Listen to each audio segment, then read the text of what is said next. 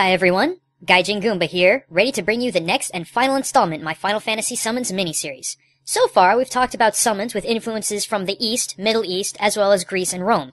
So to wrap things up, let's talk about the Nordic originations with a few summons. Starting with one I've heard everyone talk about the most, Odin.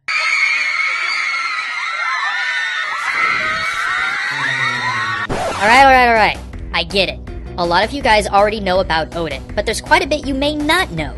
For example, we all know that Odin is basically the ruler of Asgard, as well as being the father of Thor and Loki.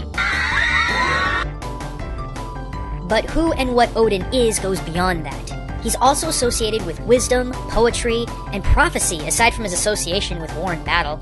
He's also known to take on any form that he so desires. Remember that episode from Gargoyles where Goliath and Elisa ran into him? That's, honestly, according to my research, one of the best representations of Odin in mass media that I've found. Though a close second comes from Gandalf the Grey. That's right, the great wizard himself was modeled after Odin according to Tolkien. I'm sure you're wondering how a great wizard bears any resemblance to a god of war, so to speak, but the answer to that question is Odin is often depicted as a traveling old man with a missing eye. Sound familiar? But you're not here for Gargoyles or Lord of the Rings. You want to know what connects the real-world Odin to the Final Fantasy Odin. And to be perfectly honest, there's a lot here. In the game, as in real life, Odin is constantly riding his legendary 8-legged horse Sleipnir. 1, 2... You know what? Close enough. Odin in Final Fantasy is also oftentimes using his legendary spear Gungnir throughout the game, though it's called Gunslance in Final Fantasy, but still, pretty darn close to the original. I also know that Odin's more well-known attack, the Zentetsuken, literally mean iron-cutting sword, exists, but in my research I haven't been able to find a historical or mythological representation of this blade. There may be one out there, I just haven't found it yet. Now then, with as badass as Odin is though, his fall was already foretold by the claws and teeth of Fenrir, our next summon. Fenrir is a terrible beast of a wolf, conceived by the eldest son Loki and Angrboda. Ugh. So yeah, to recap, this guy did the nasty with her, and this was the end result. Sorry, just getting off topic. Fenrir, okay, if you want a good description of him, imagine that big dog you were always afraid of as a kid, and then give it the power cosmic. And that's probably the best layman's description of Fenrir. And that's not an exaggeration either. In Norse mythology, when Fenrir was but a pup, the gods thought nothing of him, but he grew rapidly and they became concerned. So concerned, in fact, that none of them would dare face him. Instead, they tricked Fenrir into being bound, which he took as a personal challenge. And let's just say it didn't take long before his overpowering strength was more than enough to break his bonds as if they were nothing. The gods knew they needed something stronger, so they had the dwarves, yes, the dwarves, craft Gleipnir. A small, soft ribbon forged with the roots of a mountain, the footsteps of a cat, the sinews of a bear, the beard of a woman, yeah, I don't know either, the breath of fish, and the spit of birds. Fenrir at first denied them the challenge, as the ribbon was that of a baby compared to his previous bindings, but he agreed as to not look like a coward.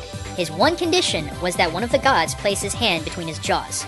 Tyr was the only one brave enough to face the inevitable, and he did so. Fenrir was furious when he discovered that he could not break his presumed frail bonds, and in retaliation bit off Tyr's hand. It was at this time that the gods traveled a mile into the earth, where Fenrir was to stay with a sword in his maw so he could no longer bite anyone else until the day of Ragnarok. You know another god-awful disgusting monster that this pretty boy helped conceive?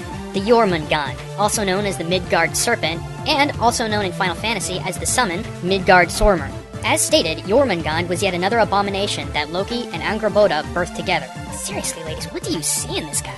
And another beast that the gods had to reckon with. After his birth, Jormungand was thrown into the sea by Odin, who grew into such a large size that his body could wrap around the entire earth, yet he could still touch his tail. Sounds like Leviathan's getting a run for his money. Anyway, there are 3 stories about Jormungand and Thor.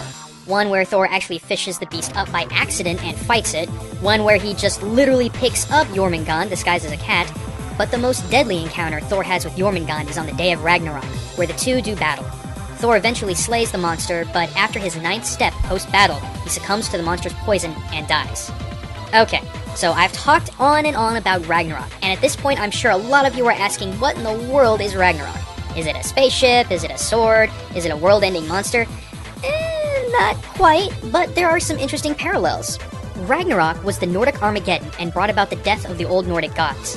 After a 3-year winter, the final battle commences between the gods and the frost giants, who were, ironically enough, led by Loki. Anyway, 2 humans, Leif and Leif Hashir, hid in the world tree, Yggdrasil, from the battle, and after it was complete, repopulated the entire earth. while many of the interpretations of Ragnarok do not reflect a legendary event, there is one that does. The monster Ragnarok from Final Fantasy XIII was a Lassie beast formed by Vanille and Fang to obliterate Cocoon, as well as the entire world. Much in the same way as Ragnarok was the final battle of gods and giants which was meant to completely destroy the world. Fascinating stuff, isn't it? And it is here, my friends, I must close the door on the Final Fantasy Summons miniseries. I know there is more, much more to talk about, and while I hate to disappoint you guys, I think it's about time that I moved on to something else. But fear not, for it is only a matter of time before I take up the link between Final Fantasy and the mythology of the world. Besides, I think you'll all really enjoy what I have for next time. But until then, this is Gaijin Goomba, signing out.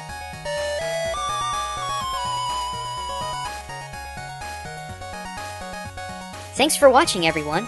If you'd like to check out some of my other videos involving culture and gaming, such as my new Learning Languages with Video Games or my cooperative series about localization called Going Gold, be sure to check out my channel here.